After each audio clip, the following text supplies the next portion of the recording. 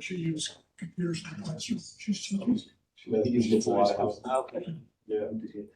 But she's also just like Right. Also, Kindergartners? Should I get the clicker? That's perfect.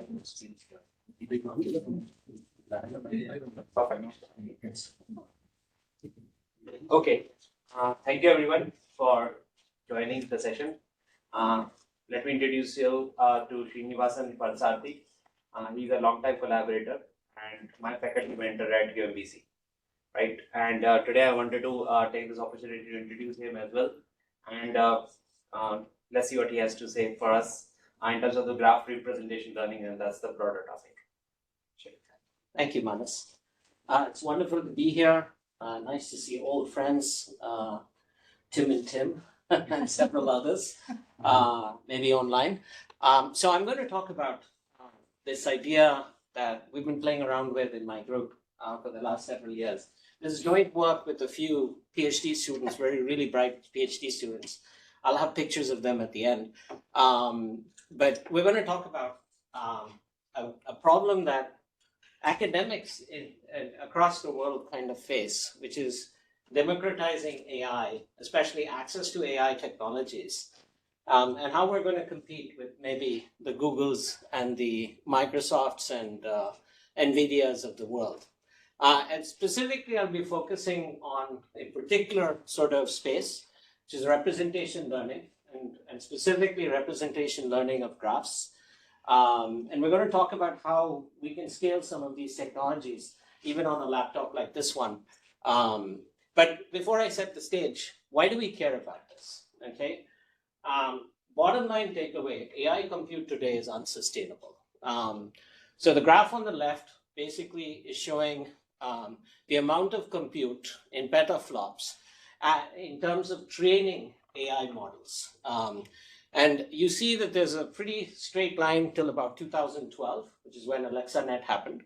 And then there's this super exponential scale up in terms of the amount of compute needed. Now, if we are going to be projected to go at this rate, this is a joint study from Georgetown and OpenAI, they basically are saying that if we are projected to go at this rate, it would intersect the US total GDP in 2027. Now, obviously, this is not going to happen. This is just tells you the criticality of the problem and what we're going to be looking at. By the way, I'd love for questions in the middle, so feel free to interject if you have questions in the middle. The more interactive, the better. Now, aside from the scale of these problems, we're also concerned about other consideration, energy, carbon footprint, and the messaging is the same. In fact, this was a study done by a graduate student friend of mine, Andrew McCollum at University of Massachusetts. And basically, this was kind of a tongue-in-cheek paper that they wrote at ACL a few years ago, basically pointing out that the carbon footprint of some of the models at the time, this was 3-4 years ago,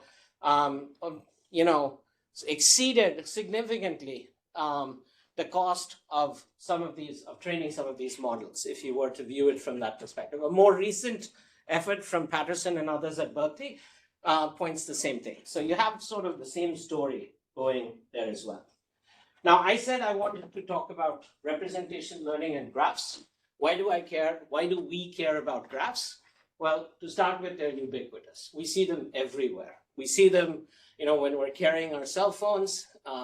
We see them in social networks. We see this in human mobility data sets. We see this in IoT. We see this in building representations. Roberto, we were just talking about that. This is an example of an IoT system for 3D scene graph within a building. And we see this in biomedical and public health as well. So graphs are ubiquitous. And so representing or figuring out how to represent these graphs becomes an important problem for machine learning problems. Now, I will say this as someone who sort of wears a database hat as well as a machine learning AI hat, is that there are different types of graph analysis. And sometimes these communities don't necessarily talk to each other as well as they ought to. So for example, in the sort of more database context, there are all these sort of efforts on frequent graph mining, motif retrieval, clique detection, and these kinds of things. And then on the AI side of things and the representation learning side of things, you have things like link prediction, node classification, the basic representation of graphs and using that as sort of features for downstream ML AI tasks. So what we're going to be focusing on in this talk is primarily going to be on the second part, but for both of these, the challenges are the same in the sense that we want to be able to produce high quality results. We want to make sure that the engineers who are using these systems are productive, and we want to produce these results efficiently. And that's sort of, from the productivity standpoint and from the performance consideration standpoint. And so our goal, of course, is, our utopian goal is, can we cut our cake and have it too, essentially? And so in the sort of DB connection, we have a line of work, a line of effort that's building off of this project called the Fractal Project. I'm not going to talk about this, but this is stuff that's more sort of DB database centric. But what I am going to focus on in the rest of this talk is more of the representation learning that we are interested in sort of the AI context. So to set the stage for this, why do we do this? Why do we think about doing this in the context of graphs? We know graphs are ubiquitous, but ultimately we want to be able to take and extract relevant features from this graph. And so the idea behind representation learning is to essentially support some kind of transformation that goes from the graph space to some kind of measure or metric space where in layman's terms, in simple terms, the closeness between nodes in this representation or embedding space closely mirrors the corresponding similarity between nodes in this graph space. And graphs could come in various varieties. I mean, you could have homogeneous graphs or heterogeneous. You could have hypergraphs, multiplex graphs. There are all kinds of things. But for this talk, we're going to be focusing on the simplest version of the graph, a homogeneous graph. And once you get these representations in some measure space, you can feed them in to your favorite AI model for downstream analysis of various types. And so that's sort of the high level idea of what we are trying to do here. Now, of course, this is an important area, and it's an area that a lot of researchers have spent a lot of time on. And in fact, this is dated. This is 4 years ago almost. And even back then, there were hundreds of papers. Now we are looking at thousands of them. Now, I'm not saying every one of them is influential and important, but there is a wide range of techniques. And there have been cases made that you need these different techniques for the different silos in which you apply them. So you really don't want to be prescriptive to a research engineer or an engineer in one of these companies saying, this is the representation learning algorithm you must use. So we want technology that can be agnostic to these wide range of techniques that are available to an end user.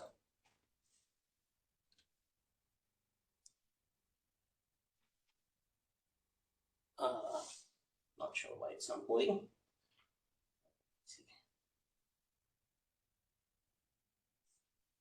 Okay, all right.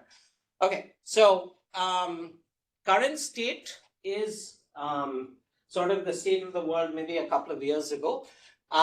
Real world graphs, a lot of them are pretty large. Okay, we know that they run in the billions and trillions of edges and billions of nodes. And in order to sort of, as we've already talked about, many of these AI techniques require a fair bit of training on them. Especially when you throw in the complexity of graph structure, it adds a little more to this.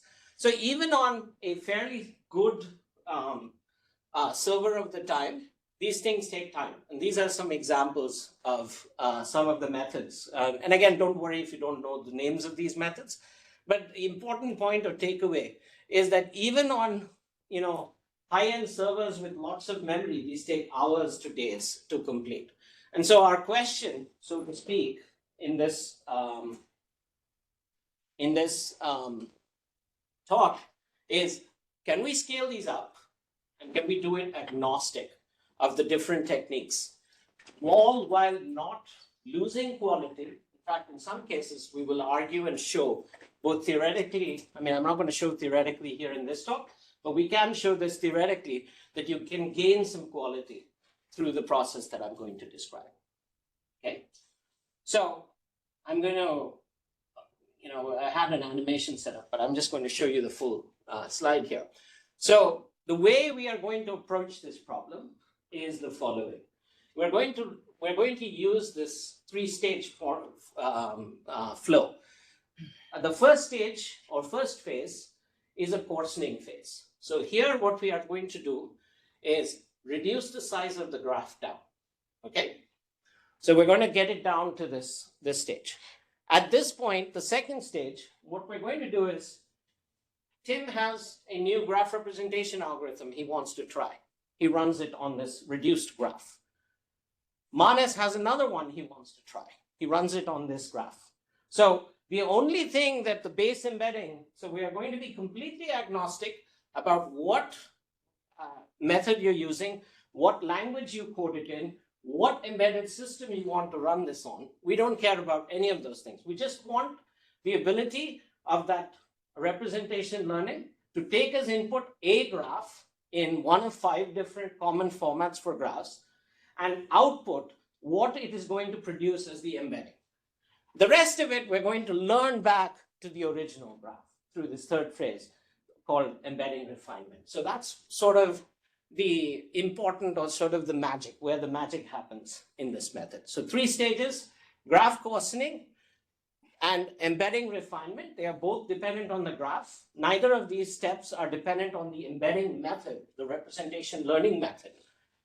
The only one that is when you apply it on this coarsest version of the graph.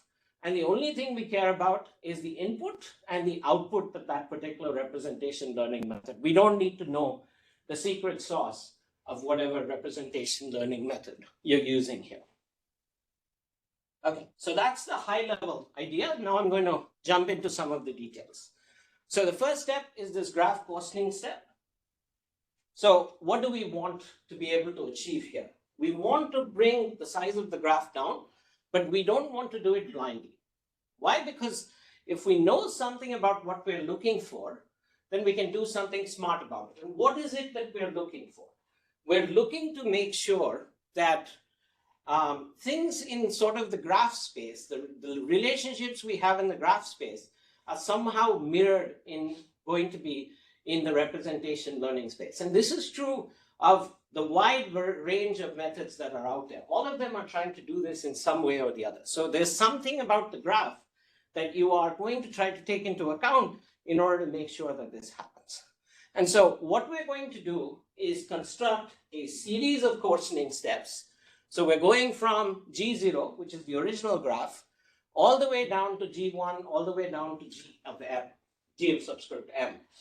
And in each of those cases, the number of vertices and the number of edges is going to reduce. Typically, the number of edges will reduce by a factor of 2 or thereabouts. So you're reducing each stage, you're going to see this sort of a reduction by a factor of 2. So in 10 stages, you'll be down to 1,000th of the original size of the graph. So this graphs form a hierarchy where G0 can be considered the top while GM is at the bottom. Okay, so this is pretty clear.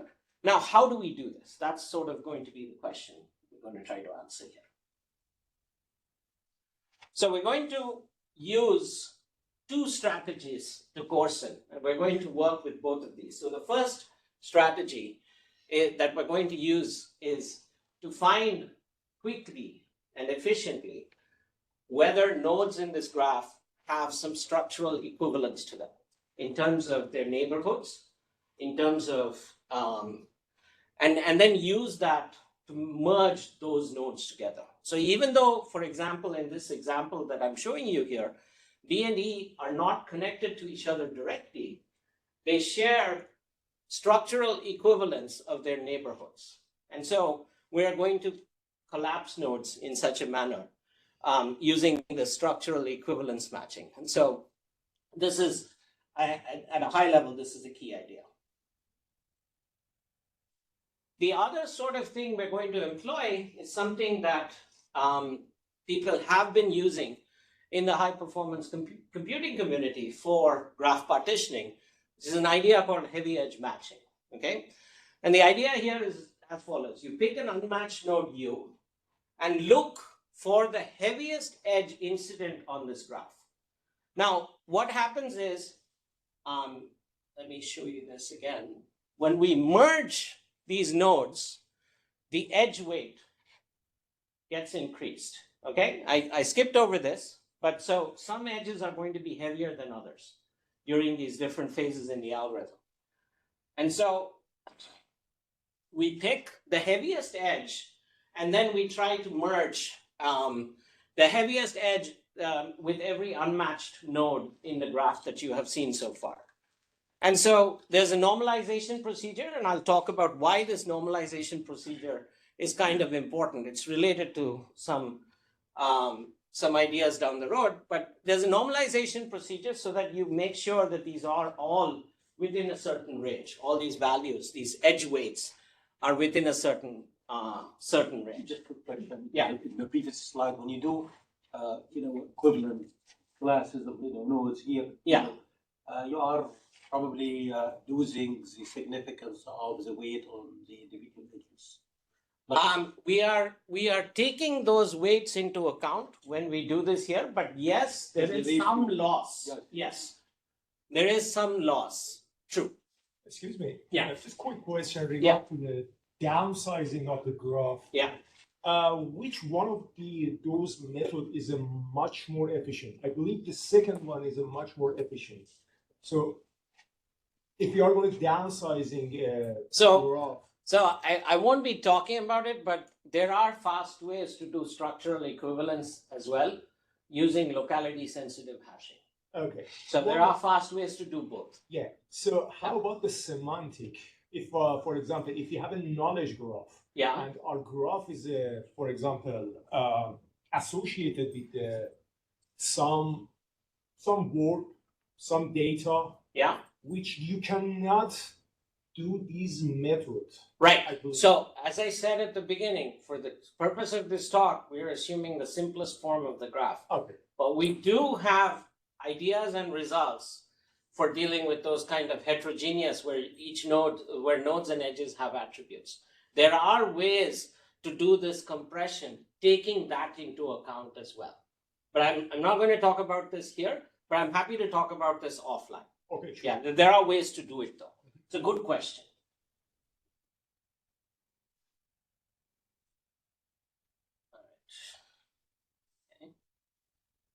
All right. The nice thing about these ideas is that there's a very clean linear algebraic formulation of these ideas. And it's kind of, it's kind of nice in the sense that if you start with your original graph, which you had over there, and you applied this combination of structural matching and heavy edge matching, you're basically on that particular adjacency matrix, you're applying this operation, where this operation is given by the structural matching and the heavy edge matching that I just talked about. So there's a neat linear algebraic formulation that you can represent this information, and this becomes important to us as we go through the refinement stage. So it's kind of nice that if you apply SEM and NHEM together, you're going to end up with something like this. And this is where the normalization that I was talking about becomes critical, so that the math works out nicely. Okay, so that tells you at a very high level how the coarsening phase operates. Now, the second sort of thing is the step where we said, we're going to take your favorite embedding strategy and apply it on this coarsen graph, and we're going to get the output. So input is this coarsen graph, and the output is going to be whatever that algorithm, that idea, whatever you want.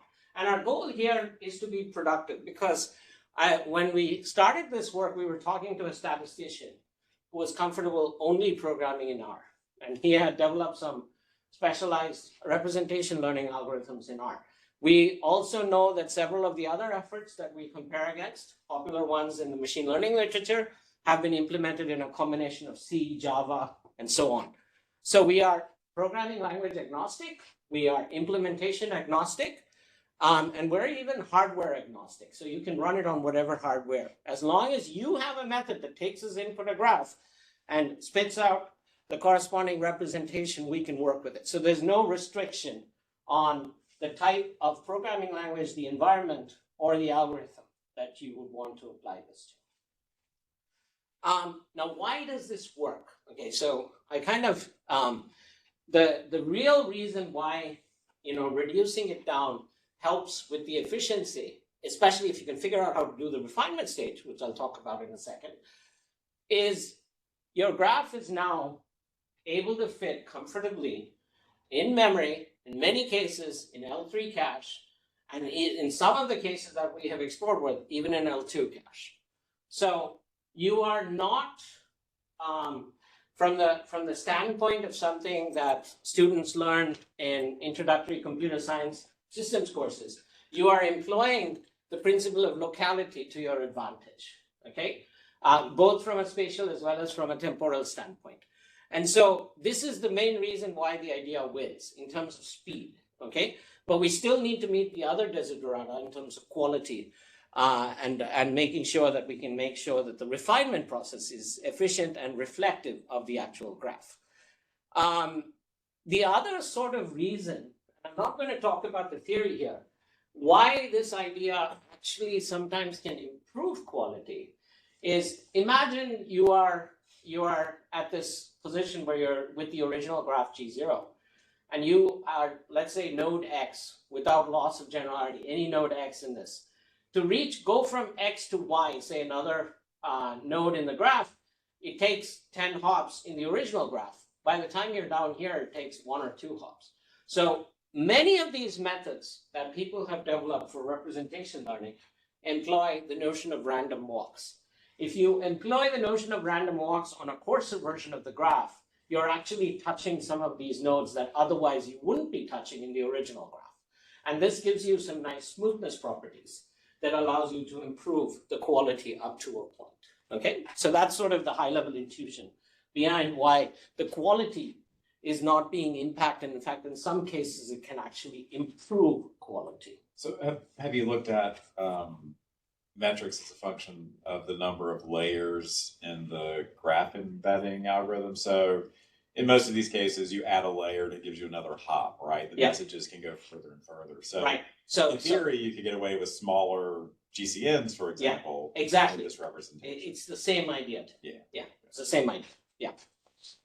In fact, we've done some other work that looks specifically at GCNs and looks at how many hops really matters for GCNs. And so, yeah. There's, in fact, to your point, I think I should clarify here. At the end of the day, going back to the original appointment, this is lossy. So we are losing some information. We're gaining something. But if you go too coarse, if you go down too low, you're losing way too much information that you can't gain back. So there is a trade-off here. And we'll see that in the results. Okay, so this is sort of where, at least in the main idea, the magic happens. So this is the embedding refinement step. And so here what we want to do is, so you have your whatever strategy, okay, that you have for representation learning, that you've given it this G of M, G subscript M, and it's output the corresponding eta of M, the embeddings corresponding to the nodes of that particular graph. And now you want to refine it back to the original graph without paying the cost of repeating this process every so often, okay? And so you are given a series of this coarsen graphs. This is the matrix that I showed you a few slides ago, which allowed the linear algebraic map to work quite neatly. And what you want, or what you are also given, is what you just got from the base embedding, which is the embedding for this coarsest version of the graph for graph G subscript M. And now the problem is, how do you go back and generate the embeddings for the original graph G0? Now, one strategy, which is a pretty simple one, is take the same representations, okay, and apply it to everything that you did the merging on, okay? Now, the problem with that is you're not going to be, it's not going to have the fidelity you desire about the representations in graph space being similar to the representations in embedding space, because a whole bunch of nodes are going to have the exact same representation. That's not going to be helpful. So this doesn't work. So maybe we need something else to think about here. Okay, and so this is going back to what Tim just said. This is what we are going to be using, which is a convolution network, a graph convolution network, to learn that refinement process. Okay, and so what I'm showing you here is the eta of m, okay, which I'm at the bottom of the slide here, is on graph G of m. And what I'm showing you here is how to go up one level of the hierarchy. So going up from eta of m to eta of m minus 1, the graph just above it in the hierarchy, okay?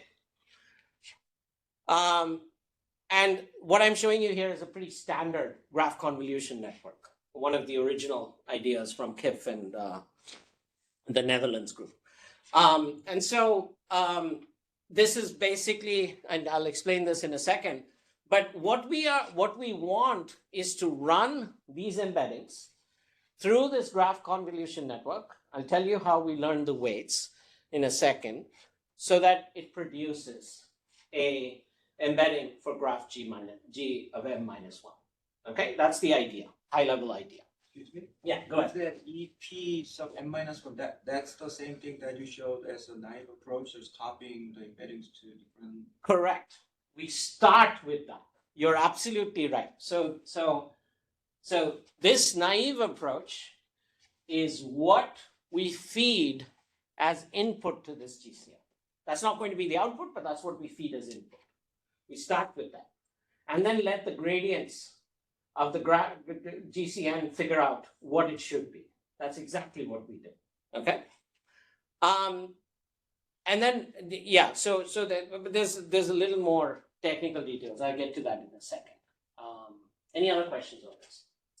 So it seems like what you're doing is you're sort of walking back down the graphs towards G0, Yeah. but they're getting bigger. Yeah. Aren't you paying a computational cost as well as you're going in that direction? We are, but not running the entire representation learning algorithm on that entire graph. We're only paying the cost of inference of this GCN that we are going to learn. So it's a very fast in terms of the cost that we are paying. Okay. We're not paying the training cost anymore, because we're going to learn this from this lowest layer, which I'm going to talk about, and then apply it straight up. Yeah. Yeah. One quick question also, Yeah. the previous slide, please. Yeah. You know, see, for the graph, from an equivalence point of view, you are doing coursing here. So is this going to be more sort of a level? If you look at the graph, from a depth search point of view, you are talking about the same level where you do the equivalence, or you are doing also cutting, some edges, on the path. We are following exactly how we followed from the course name. We're not changing anything. I see, but I see here E and D. If we look at ranking of the, if you do a depth search, for example, they are on the same level. This is where you do the combining, or you can also say combine in another scenario A with E, which is not on the same level. Is this also possible or not? That is also possible to combine. That is also possible to combine, because that could come through the heavy edge match. Yeah. Go ahead. I know you said that in the end the like accuracy or whatever is it's performing better at the end. But No. Up to a point. I was very careful about that. Yeah, I'm very careful about that. Yeah, not always. Yeah. And I think it's interesting that like you said that the coarsening is definitely lossy, but it seems like I would imagine that the embedding would be lossy and this refinement is lossy as well. And so with that like compounded loss, Yeah, so but you do gain, as I said, from having a more global look of the graph when you perform the base embedding. Because you're working on, so as I said, X and Y were reachable in 10 hops in the original graph, but maybe in the coarsened version, they're reachable within 1 or 2 hops. And so you will have some smoothing effects from that. And so you are gaining something from that process. So it's that even though you have this potential like triple Yeah. loss. Not triple, 2. 1 down, 1 up. Yeah. Oh, okay. Yeah, So yeah. the embedding's not lossy. No. Okay. I mean, well, they're okay, I shouldn't say they're not lossy. Depends on what your ground truth is. Right. We are comparing ground truth against what the embedding algorithm would perform on the original graph. Gotcha. Okay. So, yeah. yes, okay. So, good question, Phil. Okay. All right, so, but we're not done yet. Okay, just so everybody understands this, and I do want to point out one thing. I talked about the normalization step. That normalization step that we're doing during heavy edge matching actually corresponds quite nicely to what's going on inside the core of the GCN, which is computing this graph Laplacian, the symmetrized graph Laplacian. So there was some thought process behind that particular usage of that particular heavy edge matching algorithm and the normalized version of that. But anyway, this is just pointing out what are some of the terms of the GCN. If you don't know, if you haven't looked at GCNs, don't worry about any of this. But for those who are interested in the details, this is just laying out what each of those terms correspond to. And we use some kind of nonlinear ReLU. We tried different ones. We didn't see a whole lot of difference, so we ended up using the simplest variation for this. Now, keep in mind, going back to the previous slide for a second, each of these layers is going to have a transformation that it's going to apply the smoothing when it's learning this refinement process. And we're going to have to figure out how to learn the weights. Now, here's the problem. And this was actually a technical challenge that we spent some time thinking about. One possible loss function, the one first thing you would think of to use is doing something like, here's the loss between what we are predicting and what is ground truth. But then, if we need ground truth for graph G subscript m-1, we need to run the base embedding on that as well. And that's self-defeating. I mean, that was something, Tim was jumping ahead, and that is the problem with that approach, which is you have to spend some compute on that graph size as well, and the graph size above this all the way up. So you're not going to save a lot of time if you did that. So that's going to be expensive. The other, this was kind of interesting as well, is kind of related to the question that she just had right now, which is when you apply these embeddings to these different types of graphs, there's no guarantee that these embeddings are going to sit in the same space. Okay, there are some nice technical issues with this. And the fix that has been suggested in the literature, in the GCN literature, is actually quite expensive. Okay, so we were stuck on this problem for quite a while. However, it turns out and this was a little bit of a hit and trial, but then eventually we were able to show some theoretical insights as to why this works.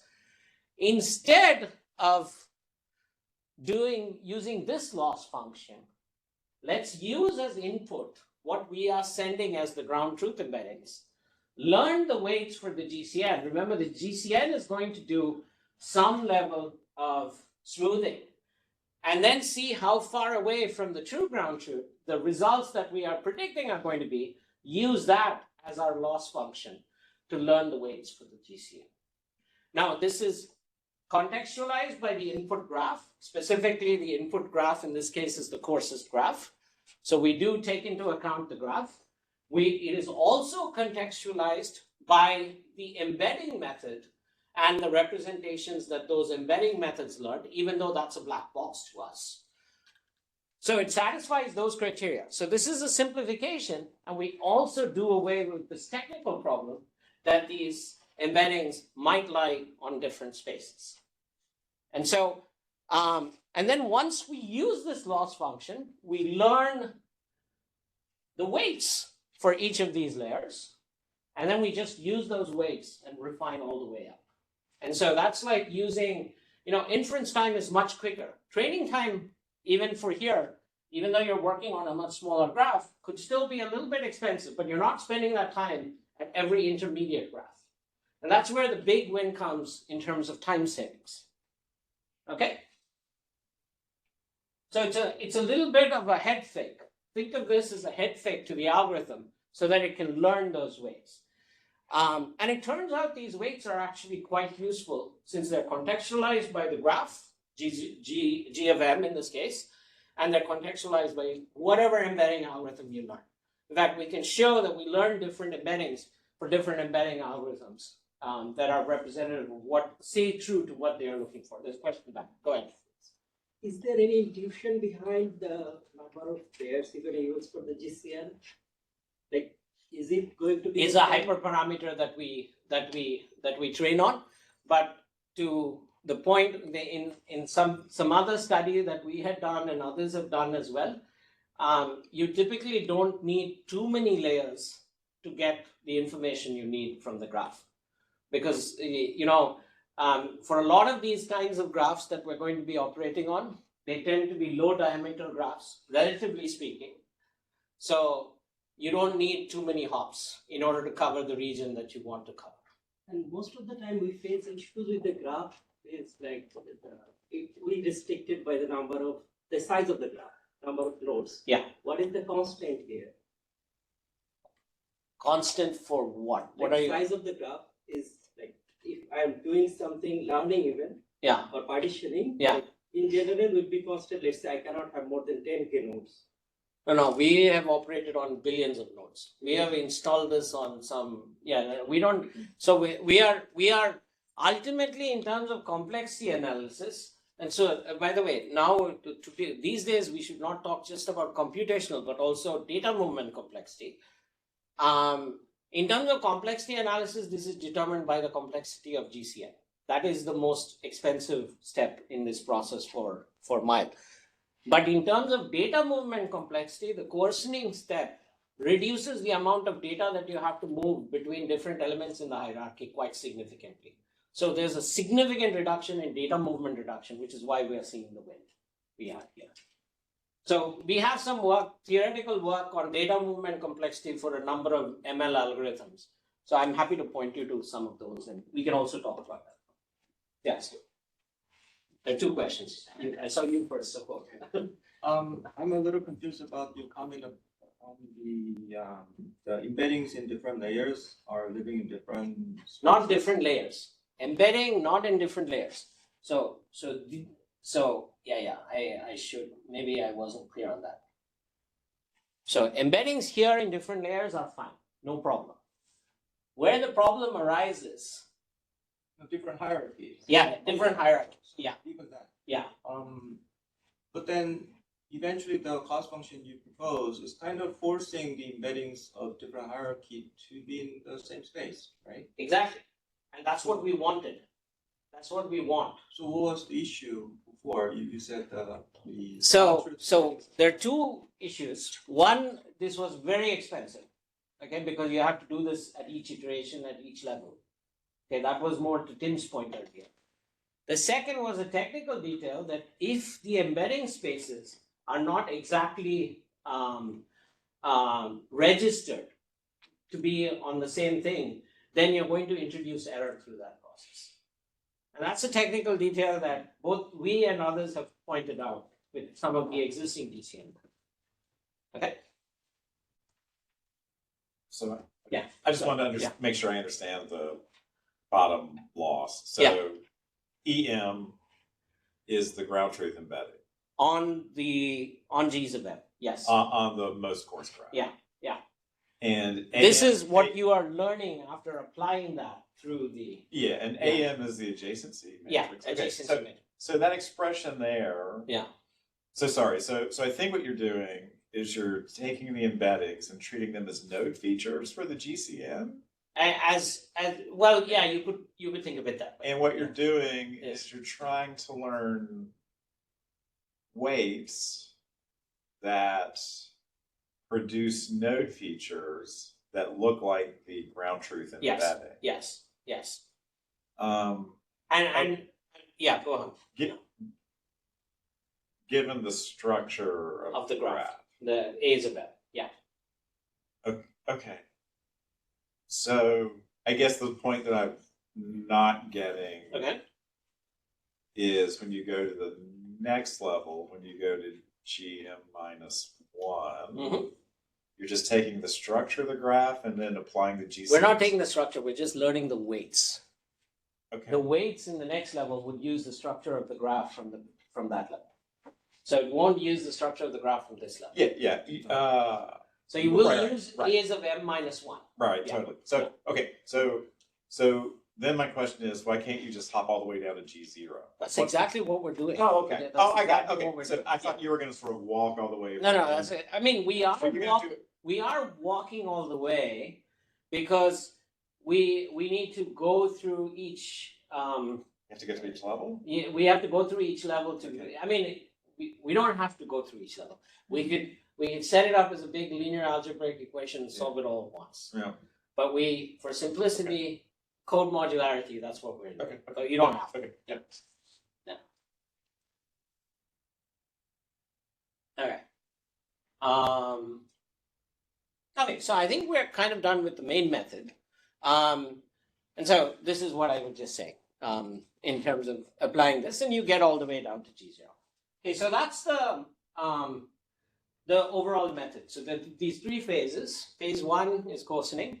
Phase 2 is apply the base embedding, agnostic to the method, agnostic to the implementation, agnostic to the hardware, and then this refinement stage that takes some information from the representations and moves up. Now, I'm not going to have time to talk about some of these extensions, but I will give you a sneak peek at some ideas that we can benefit from here, not just in terms of how fast we are doing things, but also in terms of improving, fairness of these criteria. So at a high level, let's say your graph, now going back to the question that someone had raised earlier about whether there could be attributes on the graph and how do you use those attributes. So let's say what I'm showing you here is a toy example where there's an attribute gender associated with each of the nodes. And you are applying this coarsening phase and then this embedding refinement phase. And how can you take these sensitive attributes? And you can take more than one sensitive attribute. I have results for intersectional fairness. How do you take these sensitive attributes into account, both during the coarsening phase? How do you change the loss functions that you're learning for this GCN or the GCN style methods? So for graph coarsening, for example, one thing we could do is we could introduce some kind of notion of attribute divergence as part of the equation when we're doing the coarsening. And that's what we do. I'm not going to delve into all the details here since I'm running out of time. But at a high level, the intuition is you promote, representations that are across groups, okay? Across groups in terms of the sensitive attribute so that they are close to each other, okay? So reduces the structural bias in the coarsen graph and then you run it through the refinement phase, which I'll talk about right here. Now the refinement phase, again, we used sort of a similar kind of idea. So I will explain this because I want, so this is the original loss function that we were it's just been notated in a slightly different way. This is what MILE used with that. What we do here is we take a random sampling of edges within the coarsest graph. It's not a biased sampling, not a random sampling, a biased sampling of edges where the attributes across the edge diverge. The attributes of interest across the edge diverge. And we can deal with multiple sensitive attributes. We can just treat it as a one-hot encoding and look at the divergence of the one-hot encoding. Then we compute, we have another loss function that sort of is fairness aware and use that and have a regularization function. And we propagate that out to GCN, okay? So we are using sort of this fairness aware element, both in the coarsening phase and in the refinement phase. Excuse me. Yeah, go ahead. In general, do we need any correlation parameter or something? I'm thinking about something entropy things, which for example, gives us some clear metrics and measurements between two nodes. That's entropy right there. That's KL divergence. Okay. We are looking at entropy. Great point. Oh. I just skipped over the detail because I was kind of So looking at time. downsizing of the graph is Yeah. very dangerous. Yeah. When you're talking about the knowledge graph, there are a lot of data related together. So this is a very good point. Okay, so there is this tension between, so if you have a male and female for these kind of cases, you have enough examples, at least for many of these problems. So the skew is not that bad. But there are examples where, for example, if you were to use something like this, where there's extreme skew or extreme imbalance, then we'd need to think about specific methods that we need to use in those kind of situations. So you're right that those kind of situations might dictate slightly different techniques. Okay. Here we are being agnostic to the fairness measure. I'll show you that this will work well for equality of opportunity, for demographic parity, and a number of different measures. So this is simply saying we are going to look at the sensitive attributes, and we're going to try to keep, nodes that have different values of these sensitive attributes. We're going to try to keep them a little closer to each other, okay? Because we want to not separate them out based on these sensitive attributes, okay?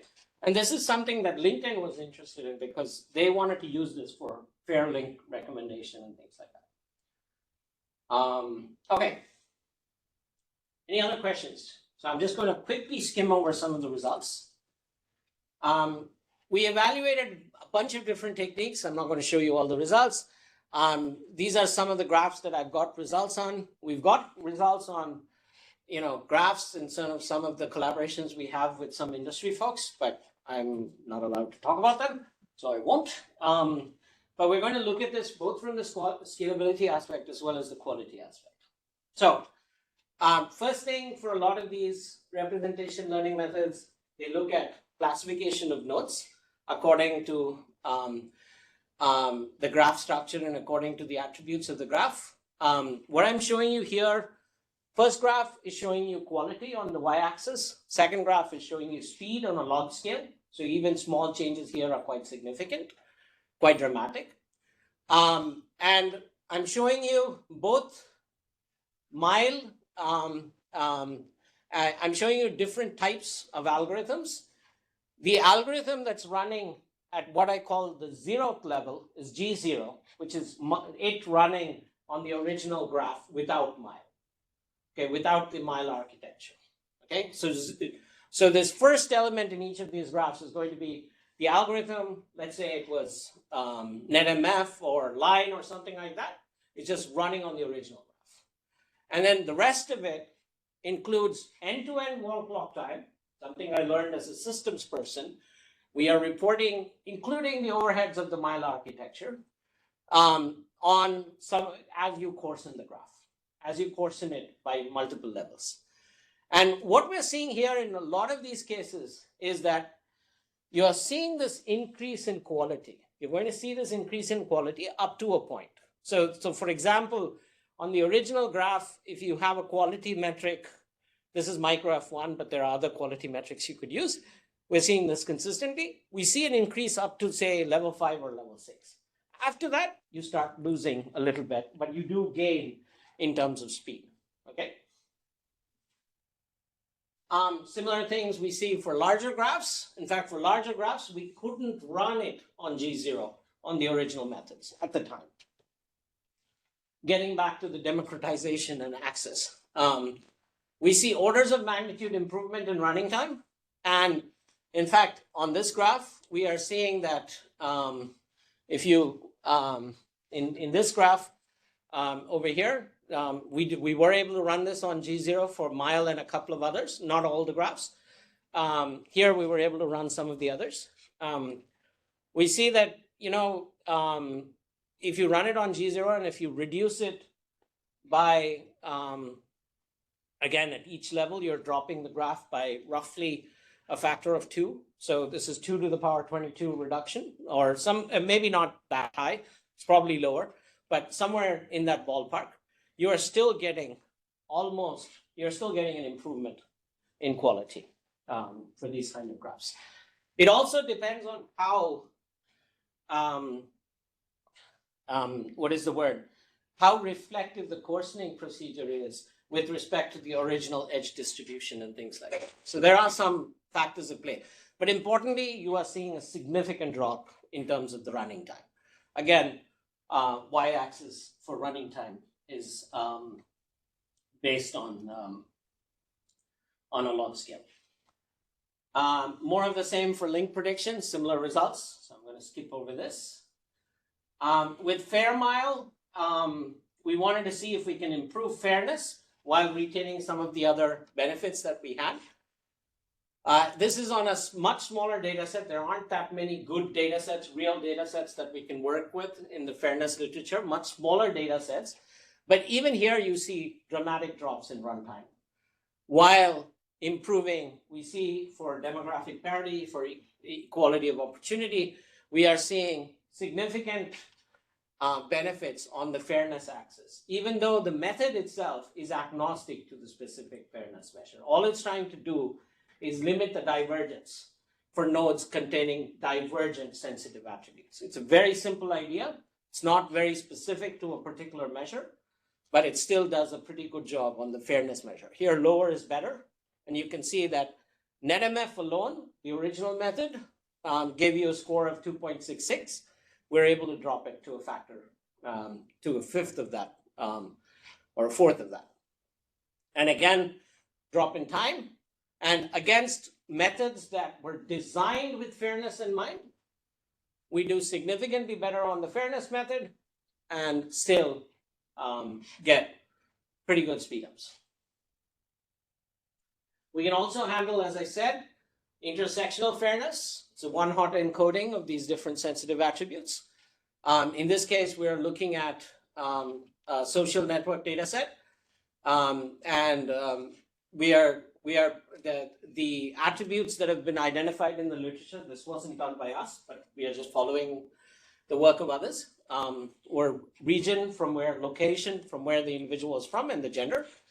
And it turns out that it does a good job on reducing both of them in terms of the fairness while retaining pretty good scores.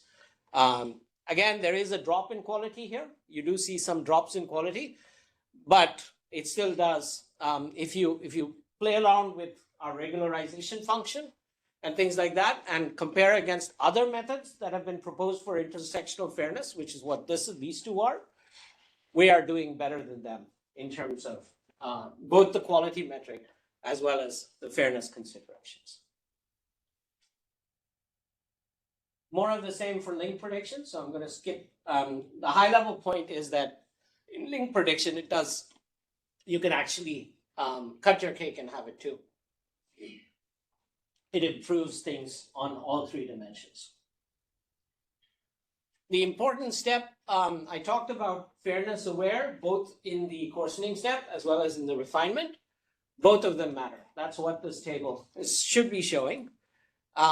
Basically, if you remove one of them, that's what we're showing. If we're removing one of them, you drop on the fairness criteria. So I don't have time to go over this, but we have a distributed version of this as well. Back to the question about efficiently doing things, we can use a locality sensitive hashing and techniques like that to make things efficient. We use distributed training infrastructure from Uber Technologies called Horvath. And again, we can improve the scalability of this process if you have multiple nodes, multiple compute nodes available to you. So, takeaways. AI and compute and power requirements at the rate they're going are unsustainable. So we need methods that use less compute and still can produce results of comparable, in some cases, better quality. MILE's a framework. It's not an algorithm, but it's a framework that can take in multiple types of graphs. In fact, I've shown it here, but we didn't talk about it. It can also handle heterogeneous graphs. We have methods to do that. It can scale existing embedding techniques while being agnostic to the implementation, the programming language, and the method. In some cases, you can see an improvement in quality, and we can also improve fairness. There's a little bit of a trade-off between fairness and utility, but that's to be expected for many algorithms. Now, what we are looking to do is how can we take this to the extreme edge? How can we, and so this is the institute I'm part of, the AI Edge Institute. And what we are looking at is, can we take some of these ideas in, say, a federated setting and look at some of those in that kind of embedded system or IoT space? I get to come and give these kind of talks, but these guys are the ones that did the hard work. So Albert graduated from our lab, went to Google Brain. He's now at Meta. Saket is now at Samsung Research, and Yuntian is graduating next year, or this year. Sorry, this year. All right, thank you. I'm happy to take any questions. Yeah, go ahead. Very nice work. I like this aspect of this optimization problem, quality versus speed. Yeah. One thing, just to see if I understood correctly, are you storing all of those intermediate coarser and coarser graphs? We are. Yes. During the phase in which we learn. Yes. And so one of the questions, I think, when I was talking to, we haven't done this yet, is once you've done it, we don't store it afterwards. We lose it. Yeah. So maybe there's a way to do incremental learning with that information. We don't do it yet. Yeah, because one of the questions that I was going to ask, which is a little bit high level, Yeah. but is looking at the motivation of like the AI is not sustainable, right? Like for example, in terms of like pollution, for example, one of the graphs that you showed, right? So now what you're doing is you're having this cost of storage, and because you're creating those multiple graphs that you have to store somewhere, right? Yeah. Sometimes we tend to think that the storage is cheap, right? Like because we don't pay, but someone will have to manufacture those those hard disks, right? That has some pollution associated to One it. thing I will say though, for to answer your question, and this is something we've done with some of our data movement analysis work. Let me see if I can get to that quick enough. But it's taking forever. But these are often very sparse, and there are sparse representations with lossless sparse representations, and we use those to store them. But that's for the matrices, but the graphs, you're still storing those intermediate graphs too, right? The graphs are realized from the matrices. Okay. They are realized from a combination of the matrix and your coarsest graph adjacency. Yeah. So we're not storing the intermediate representations. We are only storing the matrices that represent the transformations. And these are invertible. I see. So they go back from this thing. But yes, there is a storage cost we do pay. Yeah. For that. Yeah. But they are represented somewhat efficiently or internally in the algorithm. Excuse me, sir, can I have your slides? Which one? All of your slides. Oh yeah, I've shared it with Manasol, so you can get it from there. Awesome, thank you. Yeah, go ahead. You are essentially training an autoencoder for the GCN to recover the embeddings. Exactly. So there is this, as you mentioned, smoothness assumption. Yes. This is there a tuning parameter that you must tune depending on how smooth these embeddings are? So yeah, the answer is yes. It is one of the hyperparameters that we look at. Yeah, and it can also depend on. It is also a function of the number of layers you include in your density. That was my answer to Tim's question at the time. So yeah, it's not very difficult to find that. I mean, it works for the ones we have tried it so far. We've yet to come across. Okay, so I didn't talk about this, but this there are going to be a certain type of graph for which these kind of methods are not going to work well. So let's say your graph is just a linear set of edges. Okay. I mean, I don't know what a representation for that is going to look like. We've tried it out. It doesn't do as well on those kinds of, I mean, we are still fidelity with respect to whatever deep walk or any other algorithm will produce. We are going to produce something very close to that. But all of them spew out garbage when it looks at graphs like this. So it's not a problem with MILE. It's a problem that these kind of graphs are not things that people have developed these representation learning algorithms for.